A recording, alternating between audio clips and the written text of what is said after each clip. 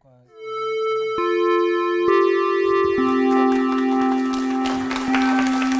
안녕하세요. 네, 반갑습니다. 정말 동안이신 김인환 선생님이시다. 제 나이는 알고 계시나요? 네, 제가 너무 알고 있어서 동안인 걸 너무 잘 알고 있어요. 그렇죠. 네, 시청자분들도 혹시 제 나이를 모르고 있을 수도 있죠. 아마? 진짜 너무 젊으셔가지고. 네. 맞아요. 저도 50이 넘었다는 게 믿어지죠. 여기 대세 방청에서 그랬어. 어머나. 그러게요. 그래도 옛날엔 더 동안이었는데 그렇겠죠. 지금은 많이 사갔어요. 이제 그만해라. 이제 그만하는 거 알지? 바쁘세요 누나. 아니, 자기 선생님 지금 저기까지 올라가셨는데. 우리가 사실은 얼굴이 이렇게 늙지 않는 것보다 우리의 마음이 늙지 않는 게 더 중요한 것 같아요. 맞습니다. 우리의 영혼이 항상 날마다 새로워지는 그런 성서학당이 되기를 축복합니다. 네. 자, 그렇게 날마다 새로워지려면 뭘 잘해야 돼요? 복습! 네, 복습을 잘해야 됩니다. 역시. 자, 우리 복습 지난주 배웠던 게 뭐였죠? 그거죠. 우리가 기대했던 것과 다르게 다르게 결과가 네, 맞아요. 우리가 이제 드디어 이제 로마로 바울이 떠나게 됐죠. 근데 네. 로마로 떠나게 됐는데 자의에 의해서 떠난 게 아니라 그죠. 죄수의 신분으로 타의에 의해서 여행길에 올랐어요. 네. 그렇게 여행길에 올랐지만 그 여행길이 타의에 의해서 움직여지는 것 같지만 사실은 누가 움직이고 하나님. 하나님이 움직이시는 거죠. 그렇기 때문에 기대했던 것과 다르게 일이 진행된다 할지라도 네. 우리가 뭘 기억해야 된다고요? 첫 번째. 하나님의 약속을. 그렇죠. 맞아요. 하나님의 약속은 진행 중이다. 네. 그러니까 우리가 원하는 대로 방향이 흘러가지 않아도 네. 그가 원하는 방향대로 흘러가고 있다. 이것을 믿게 된다면 우리 인생에 다가온 이해할 수 없는 현실 속에서도 우리가 평안을 누릴 수가 있어요. 네, 맞습니다. 그런데 왜 내가 원하는 대로 안 되는 거야? 뭐 이런 생각을 하다 보면 하나님께 원망하게 되고 맞아요. 불평하게 네. 되고 맞아요.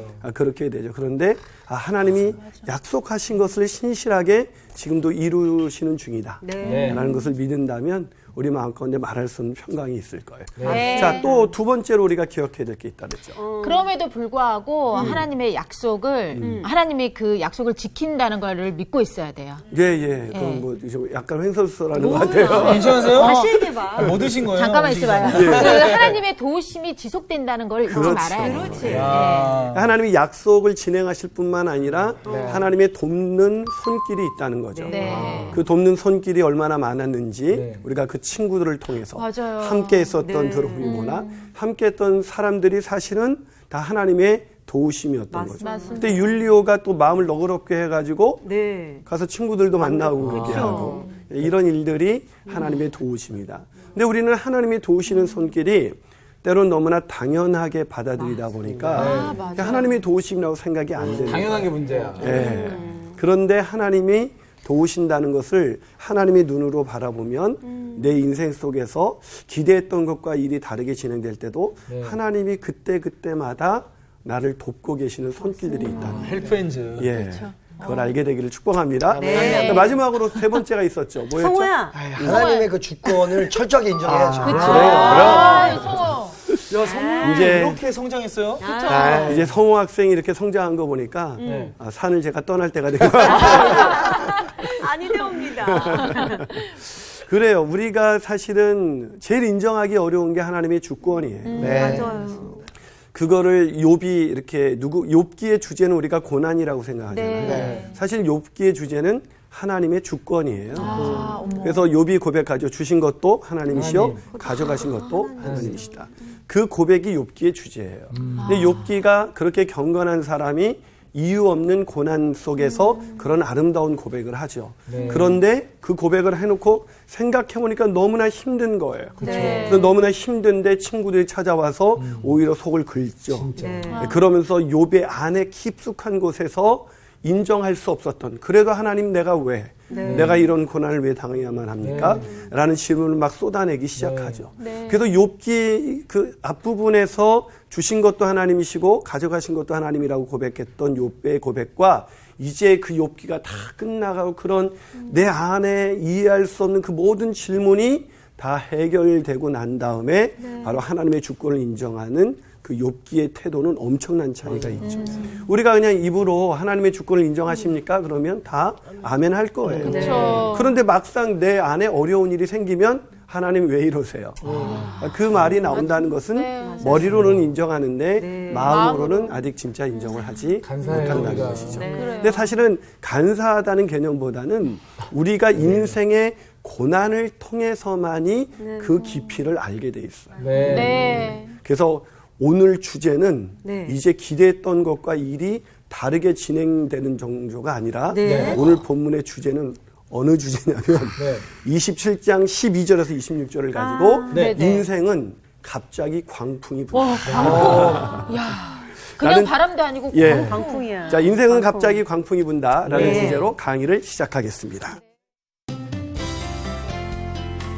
오늘 수업 사도행전 76강 인생은 갑자기 광풍이 분다.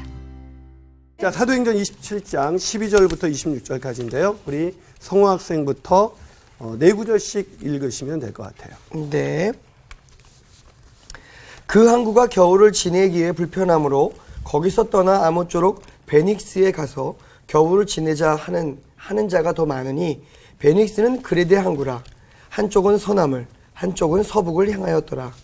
남풍이 순하게 불매 그들이 뜻을 이룬 줄 알고 닻을 감아 그리데 해변을 끼고 항해하더니 얼마 안 되어 섬 가운데로부터 유라굴로라는 광풍이 크게 일어나니 배가 밀려 바람을 맞추어 갈 수 없어 가는 대로 두고 쫓겨가다가 가우다라는 작은 섬 아래로 지나 간신히 거루를 잡아 끌어올리고 줄을 가지고 선체를 둘러 감고 스르디스에 걸릴까 두려워하여 연장을 내리고 그냥 쫓겨가더니 우리가 풍랑으로 심히 애쓰다가 이튿날 사공들이 짐을 바다에 풀어버리고 사흘째 되는 날에 배 기구를 그들의 손으로 내버리니라. 여러 날 동안 해도 별도 보이지 아니하고 큰 풍랑이 그대로 있음에 구원의 여망마저 없어졌더라. 여러 사람이 오래 먹지 못하였음에 바울이 가운데 서서 말하되 여러분이여 내 말을 듣고 글에 대해서 떠나지 아니하여 이 타격과 손상을 면하였더라면 좋을 뻔하였느니라. 내가 너희를 권하노니 이제는 안심하라. 너희 중 아무도 생명에는 아무런 손상이 없겠고 오직 배뿐이리라. 내가 속한 바 곧 내가 섬기는 하나님의 사자가 어젯밤에 내 곁에 서서 말하되 바울아 두려워하지 말라. 내가 가이사 앞에 서야 하겠고 또 하나님께서 너와 함께 항해하는 자를 다 내게 주셨다 하였느니 그러므로 여러분이여 안심하라. 나는 내게 말씀하신 그대로 되리라 고 하나님을 믿노라. 그런즉 우리가 반드시 한 섬에 걸리리라 하더라. 아멘. 자, 드디어 좀 이제 얘기가 지난주에 이어서 좀 네. 이렇게 연상이 좀 되시죠? 네. 자, 드디어 광풍이 불었어요. 그래서 제목을 뭐라 그랬죠? 인생은 갑자기 광풍이 광풍이 분다. 분다. 네, 갑자기 크레이지 윈드. 광풍이 분다. 지난 시간에 선생님, 예. 선생님 바울이 얘기하지 않았나요? 이렇게 가면은 네. 우리가 어려울 그럼요. 죽을지도 모른다라고 맞아요. 얘기했었죠. 그래서 네. 바울이 말렸죠. 왜냐하면 네. 이미 기억하시네요. 지난주에 여러 날이 걸렸어요. 네. 왜냐하면 이제 계속 이미 금식하는 절기가 다가왔기 때문에 이제 항해에서는 안 되는 시간이 온 거예요. 네. 근데 이 사람들은 왜 바울의 말을 듣지 않았냐면 선장과 선주가 그쵸. 이 정도면 네. 멀지도 않고 거기까지는 갈 수가 있습니다.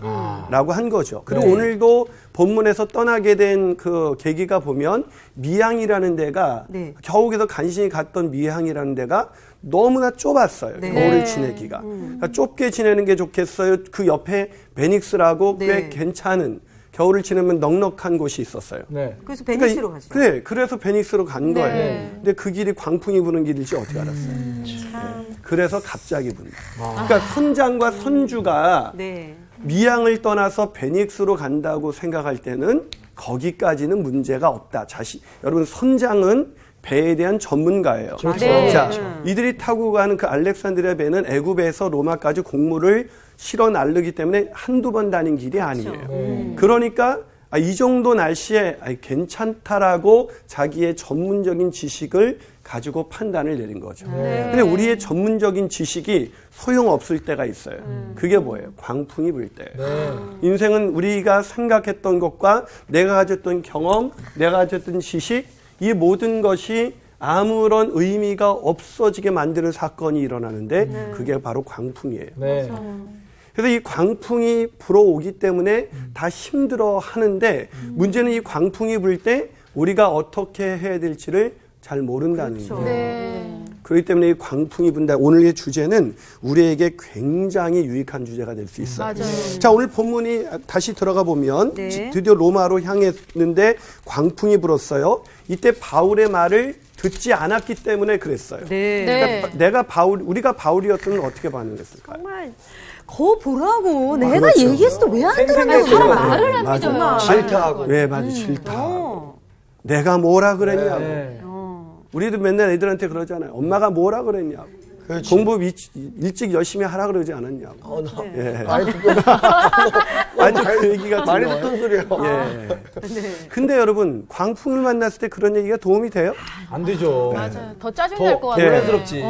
아무런 도움이 되지 않습니다. 게다가 보세요. 이 광풍이 언제 불었어요? 13절을 네. 한번 미란 학생이 한번 읽어보세요. 남풍이 순하게 불매 그들이 뜻을 이룬 줄 알고 닷을 감아 그레데 해변을 끼고 항해하더니 그러니까 미항에서 뜻을 이뤘다는 건 베니스까지 이제 다 왔다라고 생각해요. 거의 다 왔다라고 생각할 그때, 네. 다 이루었다고 생각할 그때에 네. 광풍이 분 거예요.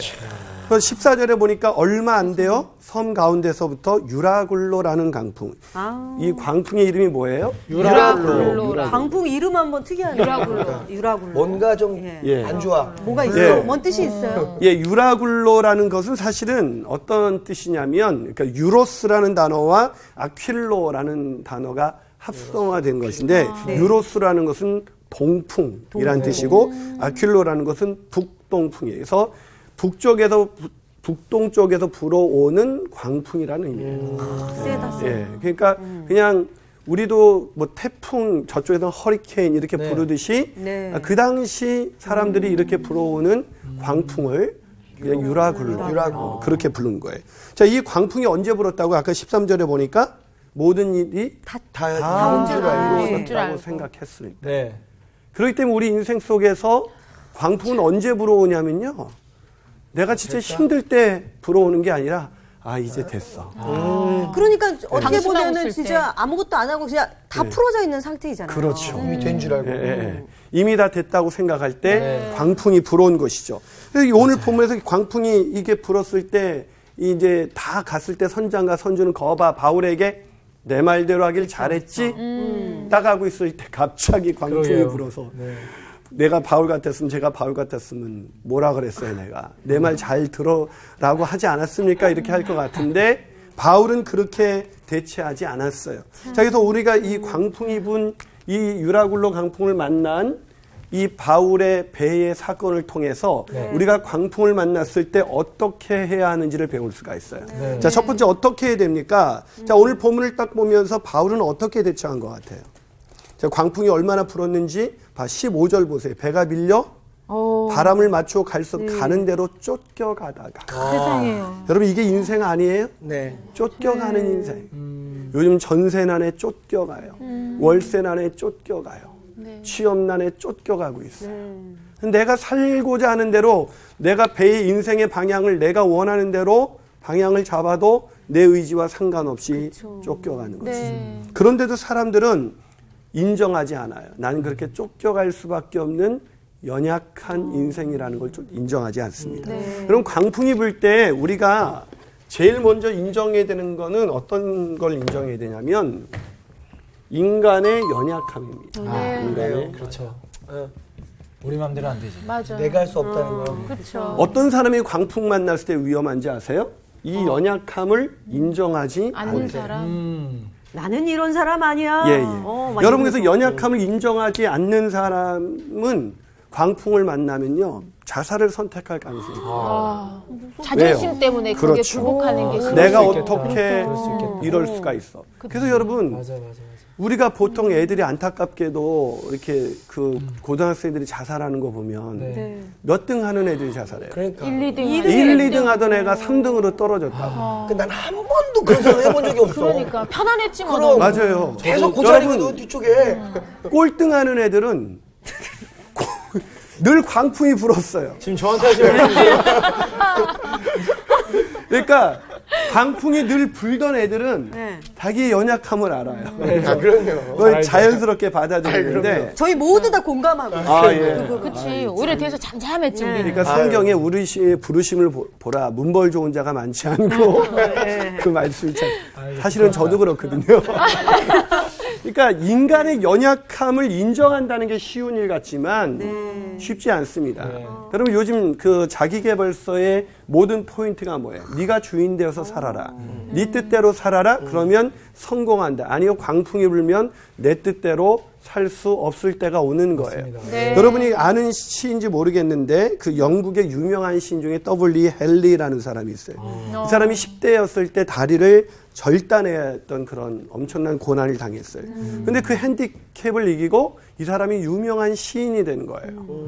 자기가 핸디캡이 있어서 아무것도 못할 줄 알았는데 자기가 유명한 시인이 되니까 이 사람이 시를 통해서 이렇게 표현을 했어요. 나는 내 운명의 주인이며 나는 내 영혼의 선장이다. 내가 원하는 대로 할 수 있다. 맞아요? 아니요. 아니죠. 아니죠. 이제 사람들이 어떤 사람들이 불쌍한 사람들이냐면 실패 없이 성공한 사람. 맞아요. 그럼 실패 없이 남부럽지 않게 애들이 막 잘 됐다면 부러워하지 마세요. 어느 날 광풍이 불면 그때 한 방에 가는 거예요. 우리 애가 어렸을 때부터 광풍을 많이 만난 것 같습니까? 축복하세요. 그 아이가 크게 될 아이입니다. 감사합니다. 감사합니다. 아, 전 제가 아직 위로가 되시죠? 네. 진짜 그래요. 그게 사실이에요. 사실 인간의 연약함을 인정한다는 것이 굉장히 중요한 일인데 연약함을 인정하는 게 굉장히 어려워요. 그래서 자존심 상해하는 거예요. 내가 연약하다는 걸 알면 누가 자존심 상할 일도 없어요. 나 그래 원래 연약해 라고 인정하는 것이죠. 사역자들도 제일 인정하지 못하는 게 자신의 연약함이에요. 내가 목회하려고 그래요. 내가 목회를 하려고 하다 보면 엄청난 스트레스를, 왜냐하면 목회라는 게 그렇게 쉽지 않거든요. 근데 내 연약함을 인정하면 내가 연약한데 이만큼 이룬 것도 하나님의 은혜인 거예요. 어떻게 저 성도가 우리와 함께 이런 공동체를 이루지? 그게 하나님의 은혜로 느껴지는 거예요. 그런데 연약함을 인정하지 않으면 은혜는 보이지 않고 그냥 율법만 보여요. 내가 이루어야 할 목표만 보여요. 그래서 광풍을 만날 때 가장 힘든 사람은 누구냐?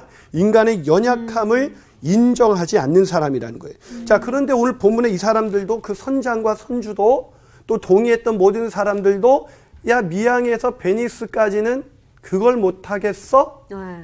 라는 이 교만. 자신의 연약함. 그것조차도 사실 여지껏 그들이 그렇게 수도 없이 알렉산드리아 그 배가 로마 애굽에서 곡물을 실어서 로마로 갈 수 있었던 것은 누구의 은혜였을까요? 하나님의 은혜죠. 하나님의 도우심이죠. 하나님의 보호하심입니다. 근데 자기들의 힘으로 오간 줄 아는 거예요. 내 경험에 비추올 때 이 정도는 껌도 아니야 라고 하고 간 거죠. 하지만 하나님이 아니면 미양에서 베닉스까지도 못 가는 게 인생이에요. 네. 정말 거기서 진짜 정말 가까운 데였다고 그때 말씀하셨잖아요. 근데 거기 앞인데도 거기에서 그거를 견뎌내지 못하는. 그렇기 때문에 오늘 본문에서 이 사람들이 이제 어떤 걸 당해요? 가는 대로 15절 다시 한번 보세요. 한번 정규 학생 읽어볼래요? 네. 배가 밀려 바람을 맞추어 갈 수 없어 가는 대로 두고 쫓겨가다가. 이야, 제가 이 본문을 더 멋있게 번역한 한 성경을 봤어요. 그 유진 피터슨이 쓰신 메시지라는 성경을 뭐라고 이걸 번역했냐면 배는 완전히 그들의 통제를 벗어나고 말았다. 이 다음에 뭐라 그러냐면 풍랑 가운데 떠다니는 나뭇잎 신세였다. 와, 너무 실감나요. 예, 그렇죠. 예. 참 우리가 풍랑 가운데 떠 있는 나뭇잎이에요. 어떡하면 헤어나올 방법이 없는 것이죠. 저는 이것처럼 인간의 실존을 가장 잘 정확히 표현하는 방법은 없다. 여러분 우리가 다 그런 풍랑에 떠다니는 나뭇잎 신세였어요. 근데 하나님이 그런 우리를 건져주신 것입니다.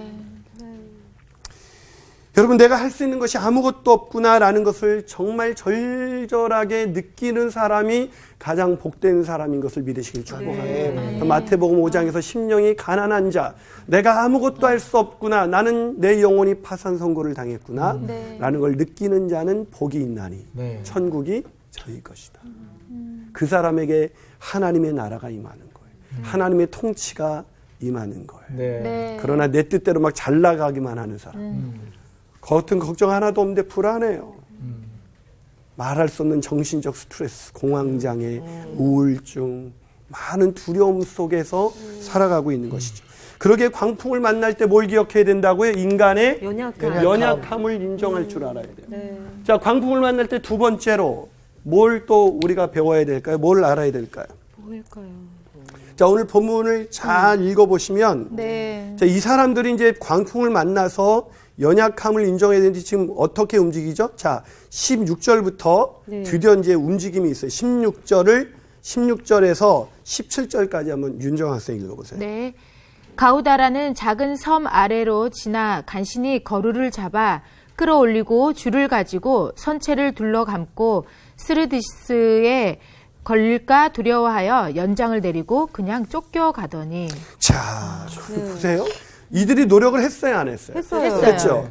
이 가우다라는 작은 섬 아래로 지나가 간신히 거루를 잡았다. 구명보트를 잡은 거예요. 네. 자, 구명보트를 가지고 끌어올려서 줄을 가지고 선체를 둘러 감으면서 스리디스, 이제 모래톱이라는데 이제 말하자면 그 암초 같은 거죠. 네. 그런 암초 같은 거에 걸릴까봐 두려워해서 연장을 내렸는데도 어떻게 됐어요? 그냥 쫓겨가더니. 자, 이들이 그 다음에 18절에서 우리 성호 학생이 18절부터 19절까지 한번 읽어볼래요? 우리가 풍랑으로 심히 애쓰다가 이튿날 사공들이 짐을 바다에 풀어버리고 사흘째 되는 날에 배의 기구를 그들의 손으로 내버리니라. 자, 18절 심히 애쓰다 이 말을 바꿔볼까요? 할 수 있는 한 모든 노력을 다하다가 네. 이튿날 사공들이 짐을, 이 짐이 뭐 곡물 같은 거죠. 네. 거의 다 먹을 거 뭐고 다 바다에 버리고 있어요. 네. 여러분, 풍랑이 불기 전엔 이것이 이 사람들에게 가장 중요한 거예요. 그렇죠. 여러분, 광풍이 불면요, 아무것도 필요 없어요. 우리가 중요하다고 생각했던 것이 안 중요해지고요. 안 중요하다고 생각했던 것이 중요하게 느껴져요. 네.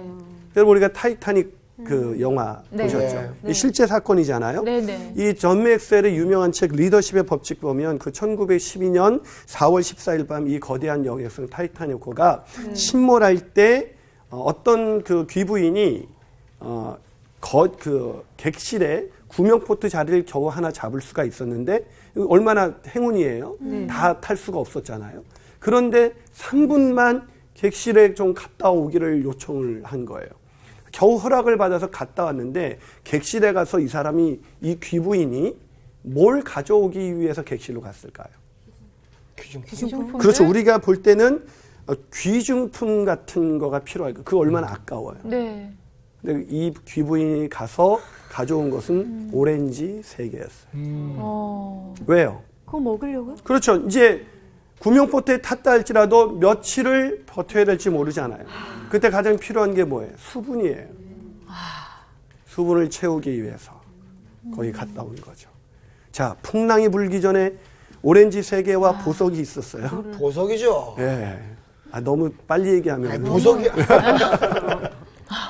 보석 게임이 됩니까? 가치가? 안 되죠. 여러분, 이 땅에서 보석 없다고 너무 서운해하지 마세요. 맞아. 네.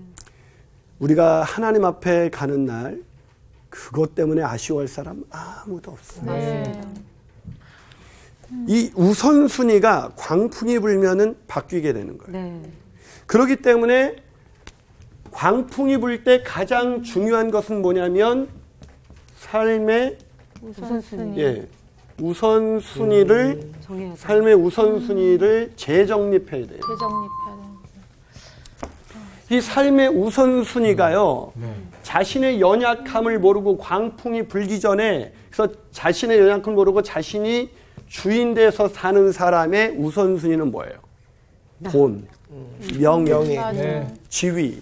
이것이 하나님을 모르는 광풍을 만나기 전에 살 사람들에게 중요한 우선순위예요. 네. 근데 광풍이 불면 그거 다 소용없다.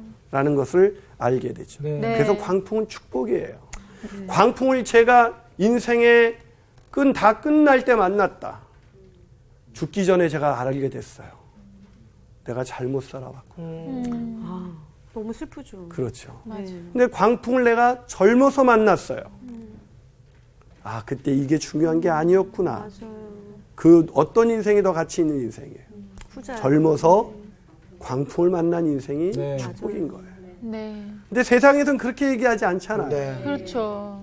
여러분 거꾸로 되어 있다는 걸 아셔야 돼요. 네. 근데 광풍을 만나서 이 사람들이 풍랑으로 심히 애쓰다가 그 짐이 자신의 이익이었고 자신의 부가가치였고 그걸 통해서만 자기가 사고 싶은 것, 먹고 싶은 것, 살 수 있었던 짐을 다 버렸습니다. 여러분 우리로 말하면 돈을 막 버리는 거예요. 네. 여러분 돈을 막 버리고 있습니다. 이렇게 버리는 이 사람들의 마음에 오직 중요한 것은 뭐예요? 생명이죠. 생명. 살아야겠다. 여러분 우리에게 가장 중요한 것은 생명입니다. 근데 예수 그리스도를 만나지 않은 모든 생명은 이 땅에서 육신의 생명이 끝나는 순간 그의 영적인 생명도 끝나는 거예요. 네. 그래서 죽음이라는 광풍은 우리의 인생의 모든 가치를 바꾸어 놓아요. 근데 사람들은 안 죽을 것처럼 살아요. 네. 그래서 삶의 우선순위가 무엇인지 모르고 사는 거예요. 그래서 살 때 사람들은 다 후회하면서 죽는 거예요. 오늘 본문에서 이슬이 짐을 풀어놓을 뿐만 아니라 19절에는 뭐까지 손으로 내버렸어요? 배기구. 배기구. 여러분 이거는 생명을 유지하기 위한 가장 마지막 수단이에요. 그 네. 배기구까지 다 버릴 수밖에 없었어요. 왜요? 가볍게 할 수만 있다면 자기들이 생명만 살아날 수 있다면 그걸 다 버리는 것이죠. 예수께서 마태복음 16장 26절에서 이런 말씀을 하셨죠. 사람이 만일 온 천하를 얻고도 제 목숨을 잃으면 무엇이 유익하리요? 사람이 무엇을 주고 제 목숨과 바꾸겠느냐. 네. 여러분 우리 인생에서 사실은 중요한 것, 남이 갖고 있는 것, 그래서 갖지 못한 것, 그것 때문에 속상하고 그것 때문에 힘든 것 같지만 사실은 인생에 광풍이 불면 그건 그렇게 중요한 것이 아니에요. 네. 우리 인생에서 정말 중요한 것은 네. 영원한 생명이죠. 그걸 갖고 있는 저와 여러분은 얼마나 행복한 사람이에요. 아무리 어마어마한 광풍이 불어서 오늘 우리의 생명이 오늘 여기서 끝난다 할지라도 오늘 우리가 행복할 수 있는 이유, 네. 그것은 우리에게 영원한 생명을 주신 예수 그리스도가 있기 때문인 것입니다. 아멘. 그걸 믿게 되시길 축복합니다. 자, 마지막으로 우리가 광풍이 불 때 어떻게 살아야만 하는 것일까? 어떻게 살아야 될까요? 오늘 본문에 보면 계속 이런 광풍 가운데 있을 때 다 막 헤매고 막 이제 집어 던지고 네. 그럴 때 드디어 바울이. 네, 바울이 등장하죠. 바울이 얘기해요. 네. 바울에게 바울이 생명에 아무런 손상이 없을 거라고. 예. 하나님의 사제가 어젯밤에 내 곁에 서서 말하되 예. 바울아 두려워하지 말라. 예. 내가 가이사 앞에 서야 하겠고 또 예. 하나님 앞에서 너와 함께 행하는 자도 다 내게 주셨다 이렇게 말씀하셔서 예. 이 하나님을 바라보는 마음이 예. 있었어요. 그렇죠. 자, 보세요. 지금 이렇게 광풍이 부니까 자, 이 광풍 부를 때 바울의 신분은 뭐였죠? 죄수였습니다. 네. 그리고 다른 사람들은 어떤 사람들이었어요?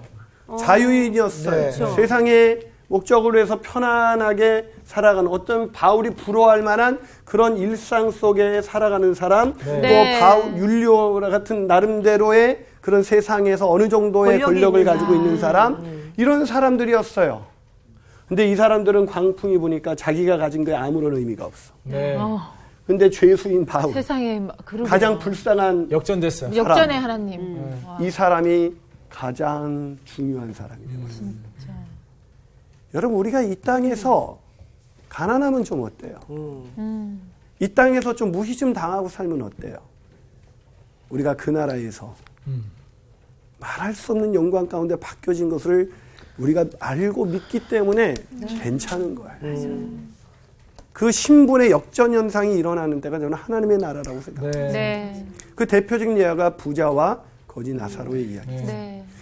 오늘 이 본문에서 이 일상의 평안을 누렸던 이스라엘이 갖고 있었던 모든 것은 사라져서 거기서 뭐라고 말하고 있습니까? 20절을 미란 학생이 한번 읽어주세요. 여러 날 동안 해도 별도 보이지 아니하고 큰 광풍이 그대로 있음에 구원의 여망마저 없어졌더라. 그렇습니다. 구원의 여망이 사라졌어요. 구원의 여망이 사라졌다. 이 모든 사람, 돈 있는 사람, 권력 있는 사람, 평안한 사람, 자유인, 이 땅에서 살아가는 모든 사람의 구원의 여망이 끊어졌어요. 네. 그럴 때도 평안하다고 안심하라고 말할 수 있는 사람이 누구였어요? 바울이요. 바울이었어요. 왜요? 뭘 믿었어요? 하나님의 말씀. 하나님의 말씀을 믿음. 이것이 중요한 거예요. 하나님의 말씀. 바울은 왜 편할 수 있었느냐? 하나님의 말씀. 그 하나님의 말씀을 뭐 했어요? 믿었단 말이에요. 하나님의 말씀을 믿는 이 믿음이 광풍 속에서 자기도 안심할 평안할 뿐만 아니라 이런 사람도 안심하라고 말할 수 있는 근거가 되는 거예요. 네. 여러분 그리스도인은요. 내 인생 속에 고난 속에 있는데도 다른 사람에게 안심하라고 말할 수 있는 능력자예요. 그게 그리스도인의 능력이에요. 그리스도인의 능력은 다른 세상 사람들보다 더 부유하게 사는 게 아니에요. 그런 거는 믿는 사람이든 믿지 않는 사람이든 공평하게 주어지는 그냥 하나님의 일반 은총이에요. 여러분 우리 인생 속에서 그리스도인의 능력은 광풍이 불 때 진가가 나타나는 거예요. 아멘. 광풍이 불 때 나도 평안할 뿐만 아니라 다른 사람에게 안심하라고 말할 수 있는 사람. 여러분 내가 아내에게 해줄 수 있는 게 아무것도 없어요. 그런데 인생에서 가장 고난과 역경 속에 있을 때 내가 우리 아내에게 하나님의 말씀을 믿는 그 믿음 때문에 그 아내에게 평안을 전할 수 있다면 그보다 멋진 남편은 없을 거예요. 세상에 아무리 부와 권력과 명예를 가지고 있는 남자라 할지라도 아내에게 평안을 줄 수는 없어요. 아무리 많이 가져도 인간의 연약한 인간은 자기의 선 밖에 자기가 컨트롤할 수 없는 너무나 많은 위험적인 요소가 우리 인생 가운데 있거든요. 그렇기 때문에 그리스도인들은 광풍이 불 때 보면 알아요. 근데 안타까운 것은 그리스도인이라고 하는 사람들도 광풍이 불면 거루를 어떻게든 좀 잡아보려고 그러고 그냥 막 짐 가지고 오히려 이 집은 안 돼! 뭐 이러면서 이 집은 못 버려! 막 이러면서 살고 그러는 거 보면 너무나 안타까워요. 주님이 우리에게 주신 믿음은 얼마나 놀라운 믿음입니까? 근데 그 믿음을 갖지 못하는 거죠. 자, 오늘 본문의 16절을 보면요. 가우다라는 작은 섬 안을 지나 간신이라는 단어가 보이세요? 간신이 구명보트를 끌어올린 거예요. 그렇지만 어떻게 했어요? 그냥 쫓겨갔어요. 이 상황이 언제쯤 끝납니까? 모든 것을 다 버렸으면 끝날 수 있을까요? 아니요. 20절에 구원의 여망마저 사라졌어요. 그런데 그 순간 바울이 탁 일어나서 근데 바울은 너무 인간적이라서 좋아요. 21절에 뭐라고 말합니까? 21절을 정규가 한번 읽어볼래요? 정규 학생이. 여러 사람이 오래 먹지 못하였음에 바울이 가운데 서서 말하되 여러분이여 내 말을 듣고 글에 대해서 떠나지 아니하여 이 타격과 손상을 면하였더라면 좋을 뻔. 얼마나 인간적이에요. 이 말을 했어야죠. 그죠. 너무 멋있지 않아요? 그때 내 말을 들었으면 얼마나 좋았습니까? 이 얘기를 하고 있는 거예요. 그런데 이제 더 중요한 그 얘기는 짧게 얘기하고 가요. 맞아요. 근데 우리는 얼마나 길게 얘기해. 엄마가 그때 뭐라 그랬어? 맞아, 우리 계속 처음부터 얘기하지. 내가 진짜 이거 선생님 그만하셔도 찔려요. 그러니까. 아니 우리 이렇게 하잖아. 내가 이거 생색내는 게 아니라 진짜 솔직히 내 말 들었으면 이렇진 않았을 텐데. 그걸 1시간째 하고 있지. 그렇지. 네, 바울은 그냥 그 얘기는 간단하게 해요. 그리고 더 긴 얘기 22절에서 26절까지는 무슨 얘기만 하고 있습니까? 하나님의 말씀이. 안심하라. 네. 안심해. 괜찮아. 우리 애가 공부 좀 그렇게 하라 했더니 안 하고 나중에 떨어져서 막 울고 있을 때 엄마가 뭐라 그랬어 막 두둑다를 막 쳐대면서 그러지 말고 맞을 것 같아. 아우, 그러시면 안 돼요. 근데 이미 그런 얘기가 무슨 소용이 있어요. 그렇죠. 그한테 에이 그때 엄마가 말한 대로 했으면 좋았을 걸. 하지만 넌 괜찮아. 넌 하나님의 딸이니까. 이 말을 해줄 수 있어야죠. 그게 크리스찬 부모죠. 근데 그 말을 못 해주는 경우가 인간적으로는 이만큼 네. 내가 뭐라 그랬어. 네. 그렇게 공부하니까 이렇게 안 된다고 했지. 라고 이 말을 하고 싶어요. 네. 인간적으로 진짜 하고 싶은데 네. 진짜 이걸 꾹꾹 참으면서 그래. 너 진짜 열심히 했는데 안 됐다. 속상하지. 엄마가 진짜 아이고. 속상하지. 이렇게 하거든요. 근데 뒤돌아서는 그 말이 아니지. 또 인간적으로 또 이래요. 근데 이분이라도 그 정도 할 수 있으면 굉장히 좋은 엄마죠. 오늘 사도 이 바울도 바울 선생님 같은 분도 결국 말씀하셨잖아요. 근데 보세요. 그 이유가 어디 있어요? 왜 안심하라 그러는 거예요? 왜 안심하라 그러죠? 어떻게 광풍이 불었는데 어떻게 안심할 수 있어요? 어떻게? 하나님이 어제 그 예, 하나님의 어젯밤에 사자가 사자가 나타나서 두려워하지 말라. 그럼 제가 물어볼게요. 네. 하나님이 우리에게 약속 안 주셨어요? 주셨어요. 내가 너와 함께함이라 놀라지 말라. 말씀하셨잖아요. 근데 왜 우리는 두려워해요? 꿈에 한 번 더 나타났으면 좋겠는데. 꿈에 한 번도 안 나타나셔서. 그걸 또 확신을 안 해주시니까. 예, 제가 그럼 거기에 대해서 얘기할게요. 예. 우리가 하나님이 꿈으로 말씀해 주시면 네. 더 분명하게 우리가 하나님의 음성으로 들을 텐데 이게 성경 속에서 읽다 보니까 믿음이 안 온다는 사람이 있어요. 그래서 제가 이런 질문을 던졌어요. 네. 하나님이 어느 날 아브라함에게 나타나셔서 네네. 환상 중에 말씀하셨잖아요. 내 이삭을 바치라. 네. 하나님께서 우리 미라나스에게 나타나서 네 딸을 바쳐라.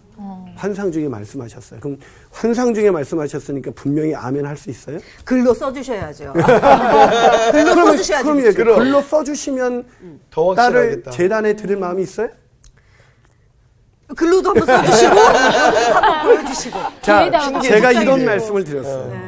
아마 우리의 입맛에 맞는 말씀을 맞아요. 하셨으면 아멘이라고 했겠지만 네. 그렇지 않은 말씀을 하셨으면 우리에게 내가 잘못 봤을 거야. 잘못 봤을 그렇지, 거야. 잘못 들었을 거야. 이렇게 생각하지 않았을까?